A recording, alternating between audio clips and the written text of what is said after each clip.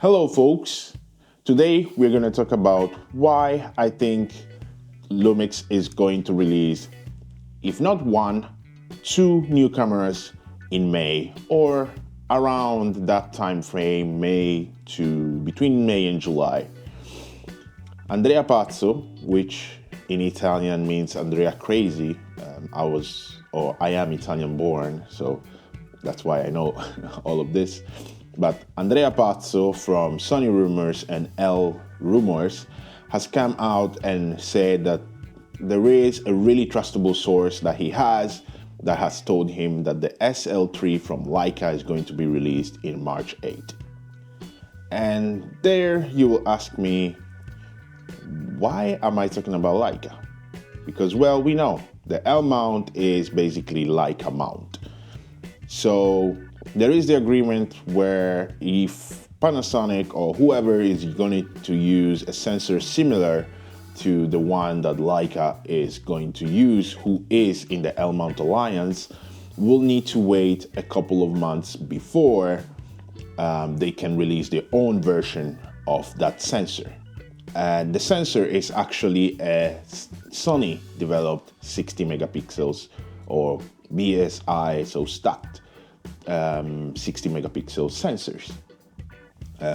So that's why I think there is going to be at least one camera released from Panasonic during that time frame between May and July.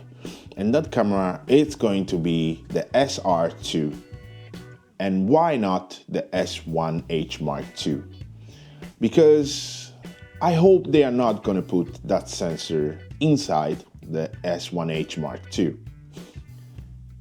Panasonic has already come out and said they are not interested, or they don't think that the market still needs an 8K sensor camera, which I agree. But why I hope they are not going to use that sensor is because it's a video-centric camera. What I mean about that?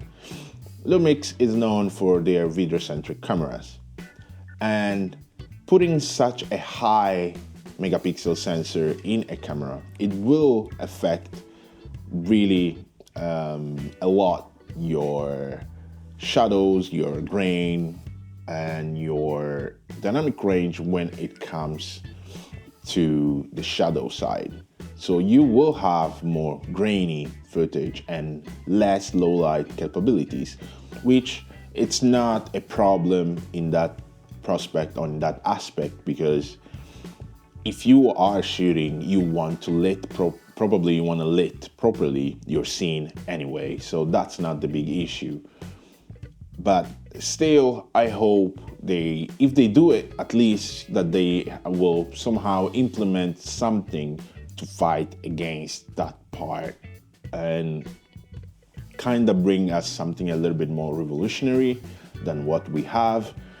But I still think that since Panasonic has come out and said that they are not interested in making 8K cameras at the moment, they might not really be interested in any way doing that. So that's why I think it's going to be the S1R Mark II, because that usually the highest photo camera centric camera flagship from Lumix. And because the S1R had, I think, 43 or 47, between 43 and 47 megapixels. If I would do a research and maybe I would just write it here what the right megapixel is. So now they're going to bump it to 60 megapixels and implement the amazing new hybrid detect autofocus that they have. And they will implement, in one of my oldest video, I talked about the specs. So if you are interested in it, I will link it up here somewhere so you can go watch it. Or you wait at the end and I'll just link it straight there. So basically, they are going to create a new sensor, or, well, they're going to use a new sensor by implement their own algorithm on it and give us amazing specs. And that camera actually going to have an 8K according to the rumors. There are wild rumors, so I don't know how is it gonna be. But what about the S1H Mark II?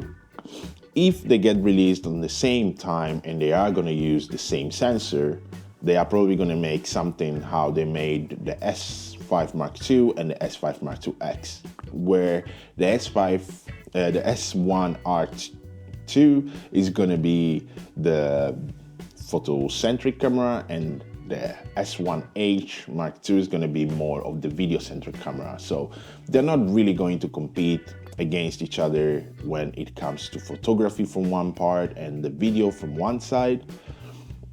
But I still don't think that's going to be the case. If it is going to be the case, then cool. We're going to have two flagship amazing cameras that Lumix is going to release.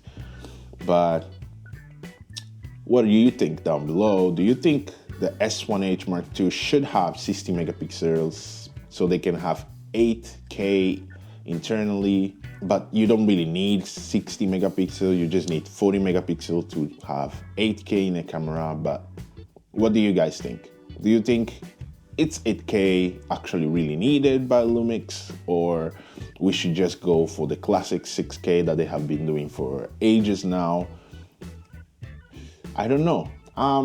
It would be cool to have 8K, maybe an open gate 8K up to 60 frames per second, and a 6K open gate up to 120 or something, like some crazy specs like that. But I don't know if 8K is really needed, just because it's just such a big file to have, and I don't know. That camera will be even Netflix approved most probably as the original S1H. So yeah, I don't know. You guys, what do you think about this rumor that Andrea Pazzo has put out? And I hope it's true, because that will be a really good comeback for Lumix, already how they did last year with the S5 Mark II and the S5 II-X. So I'm really excited to know what you guys think. So let's have a chat down below, and consider subscribing, because I bring some news from the L-mount world and then do reviews from still the L-mount world and in general color grading and stuff. This year there is way more cool stuff that I'm going to talk about, so consider subscribing and supporting my channel. Thank you for whoever has been supporting. At least 90% of you guys don't really subscribe when you watch, so please subscribe and support me. And thank you for the 30% of the people who always come back and watch, the real supporters. So thank you to everyone. Hope you guys will take good care of yourself, and I'm gonna see you in the next one.